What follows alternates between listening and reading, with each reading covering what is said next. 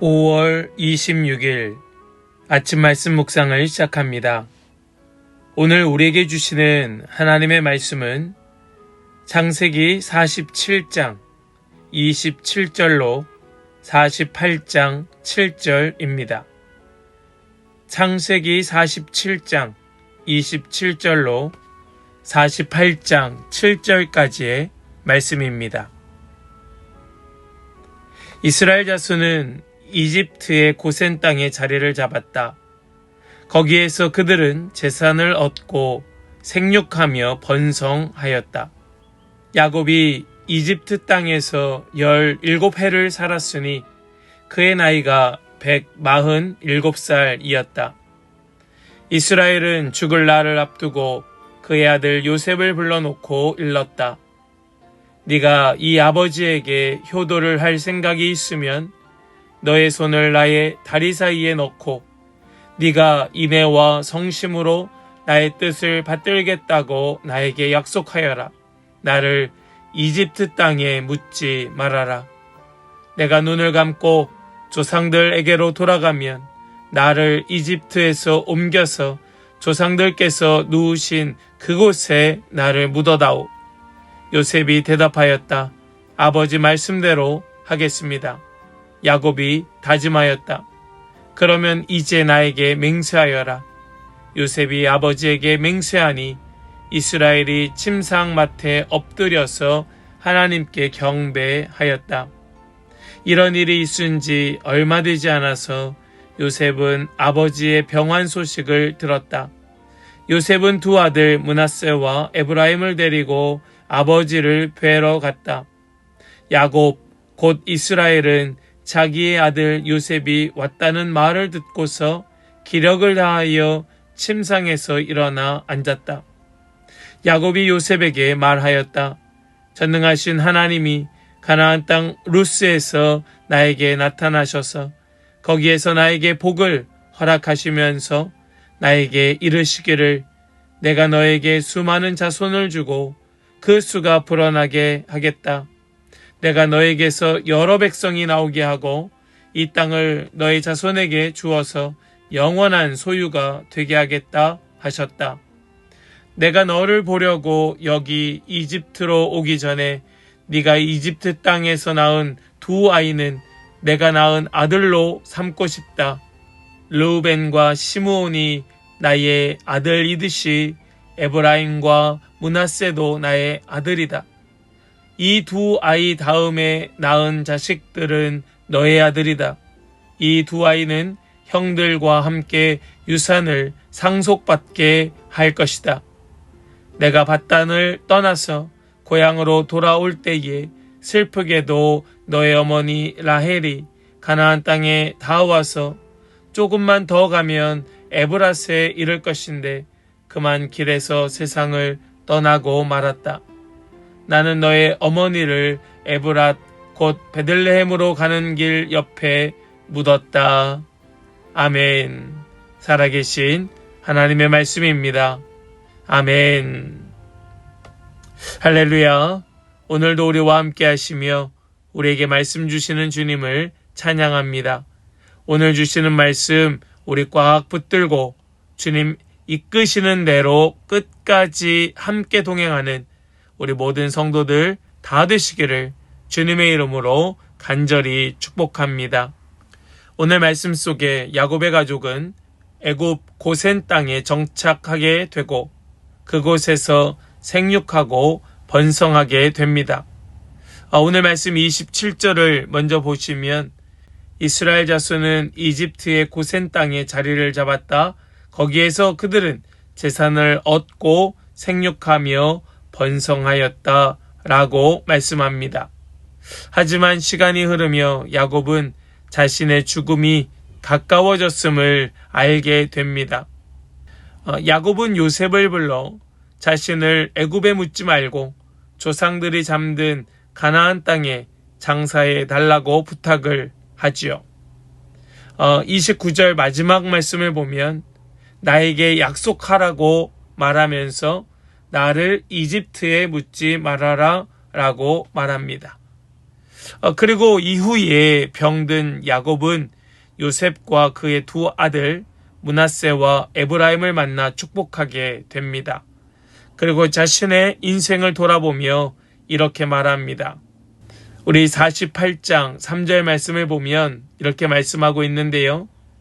전능하신 하나님이 가나안 땅 루스에서 나에게 나타나셔서 거기에서 나에게 복을 허락하셨다라고 말합니다.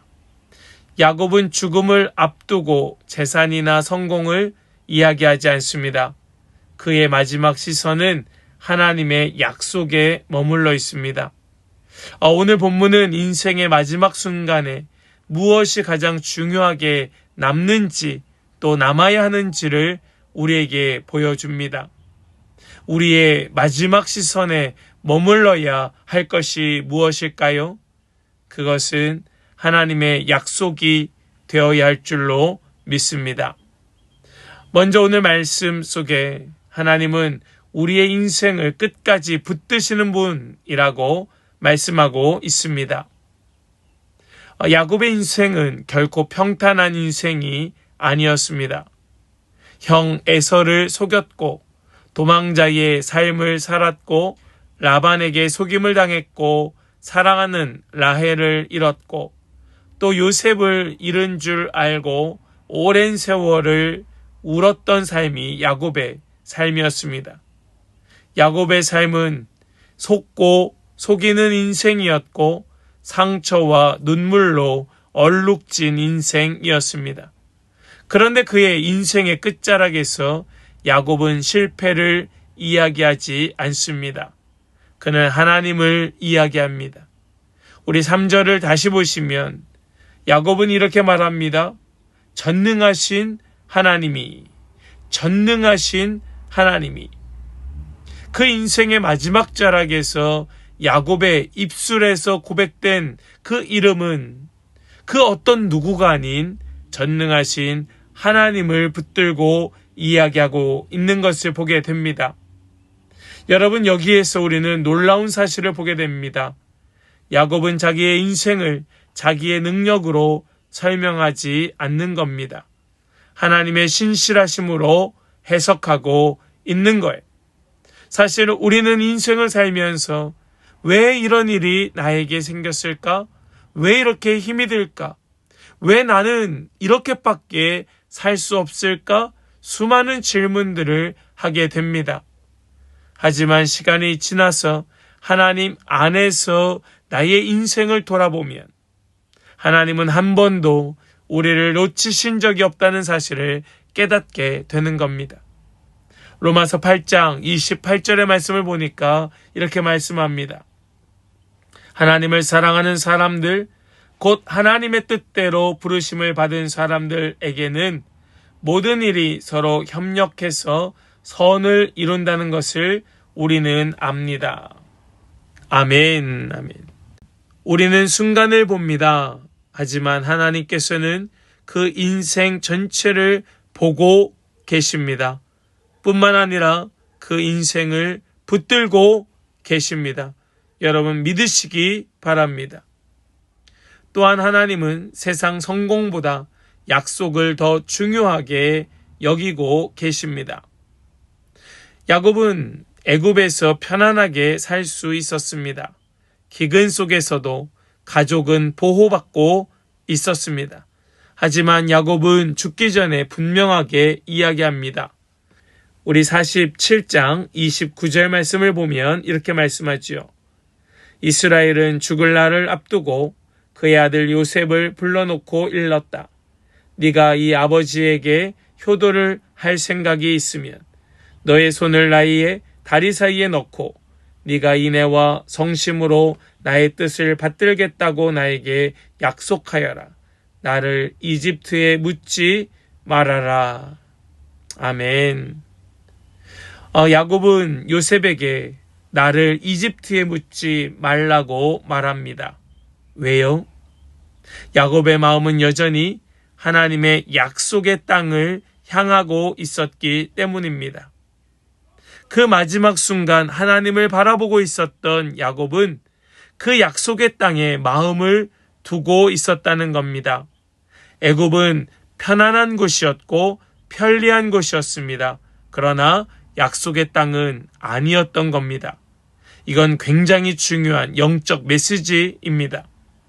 사람들은 누구나 편안함과 편리함에 익숙해지면 하나님의 나라에 대한 갈망이 너무나 흐릿해지기 마련입니다. 우리가 살고 있는 이 세상이 그러하지요. 너무 살기 편하다 보니까 우리는 천국에 대한 소망이 옅어지고 있는 것이 사실입니다. 현실의 안정, 익숙함, 또 넉넉하고 편리함 속에서 영원한 하나님의 나라를 잊어버릴 때가 많이 있다는 겁니다. 히브리서 기자는 믿음의 사람들을 이렇게 설명합니다. 히브리서 11장 13절 말씀을 보니까 그들은 약속하신 것을 받지는 못했지만 그것을 멀리서 바라보고 반겼으며 땅에서는 길손과 나그네 신세임을 고백하였습니다. 아멘. 신앙은 이 땅에서의 삶을 무시하는 것이 아닙니다.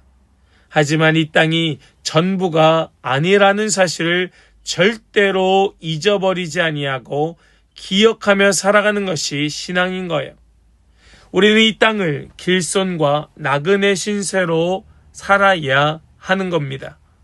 야곱은 죽음 앞에서 다시 하나님의 약속을 붙들고 그 약속의 땅을 바라봅니다. 인생 마지막에 남는 건 결국 하나님의 약속이었던 겁니다.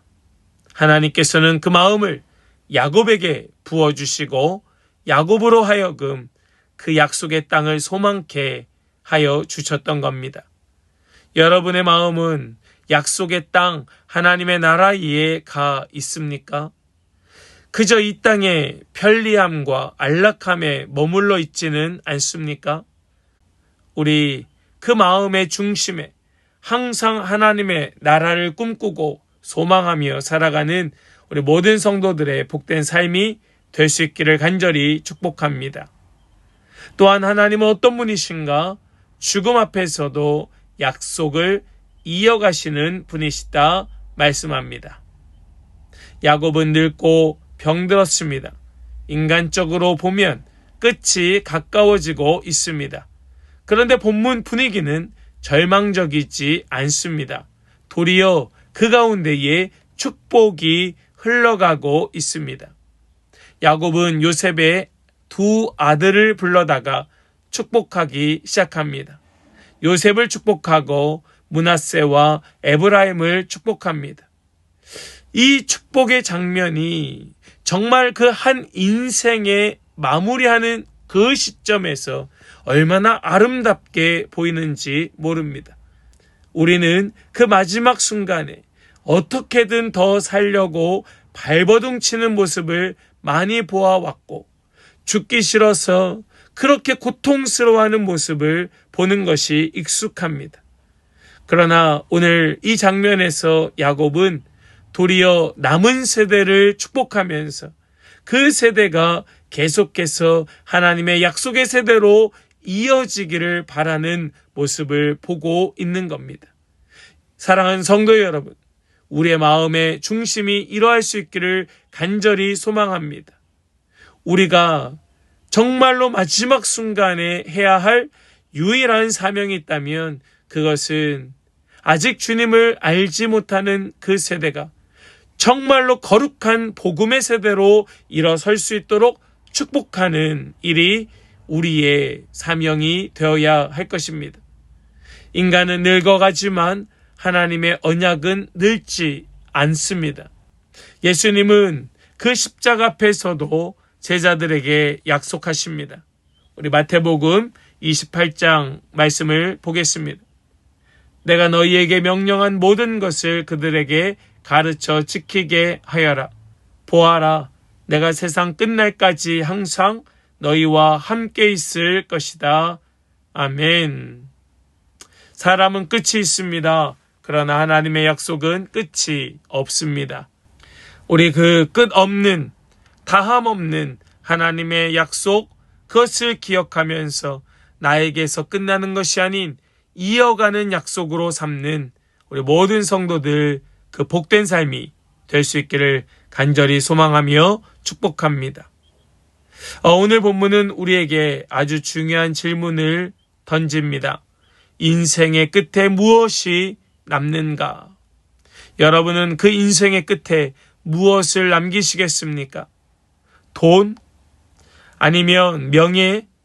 어떤 중요한 플랜에 대한 그런 노트? 성공의 노하우? 사람들의 그 인정? 여러분의 마지막에 정말 남기고 싶은 것은 무엇입니까?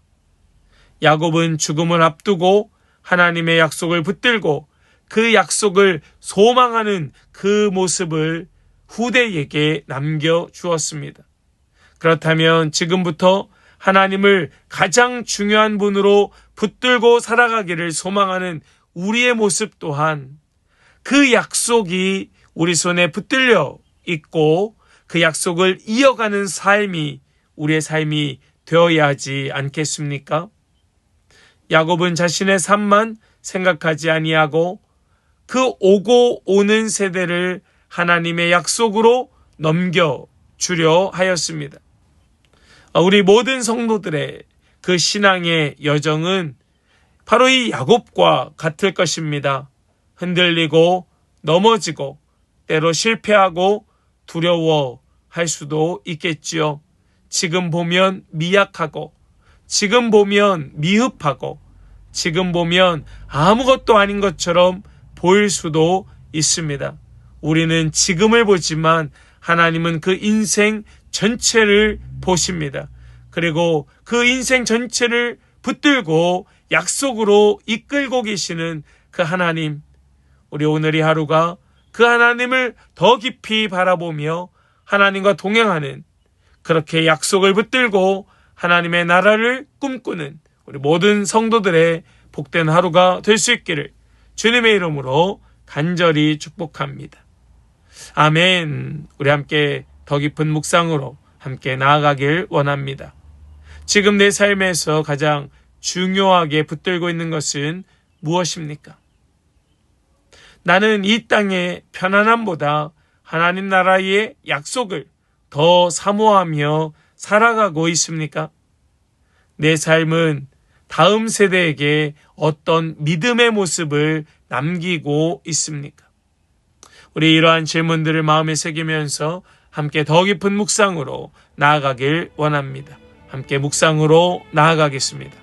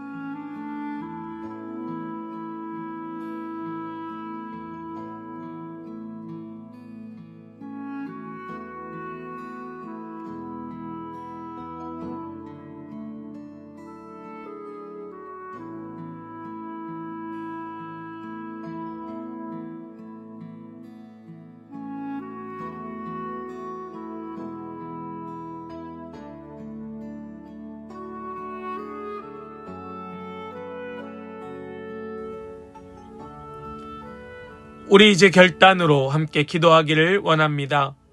인생의 마지막 순간까지 하나님 약속을 붙들며 살아가게 하여 주시옵소서. 우리 다짐하고 소망하고 결단하며 함께 기도하며 나아가겠습니다. 함께 기도합니다.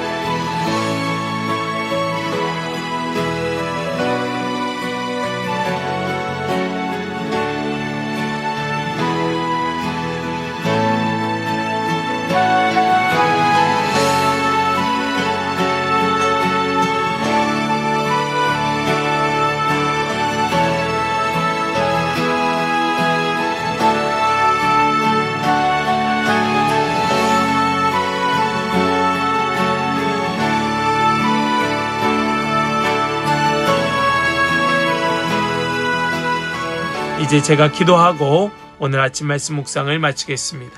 기도하겠습니다. 주님, 우리는 눈에 보이는 현실에 너무 쉽게 마음을 빼앗기며 살아갑니다.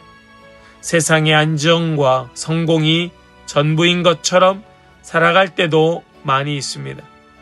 하지만 오늘 야곱의 모습을 통하여 인생 마지막에 가장 중요한 것은 하나님의 약속임을 깨닫게 하여 주시니 감사합니다. 우리의 삶이 흔들릴 때도 하나님을 놓치지 않게 하여 주시고 끝까지 믿음으로 살아가게 하여 주시옵소서. 또한 다음 세대에게 하나님을 사랑하는 믿음을 남기는 삶이 되게 하여 주시고 우리의 말보다 삶으로 우리의 복음을 전하며 나타내게 하여 주시옵소서. 끝까지 자기 백성을 붙드시는 하나님을 신뢰하며 살아가는 우리 모든 성도들 다 되게 하여 주시옵소서.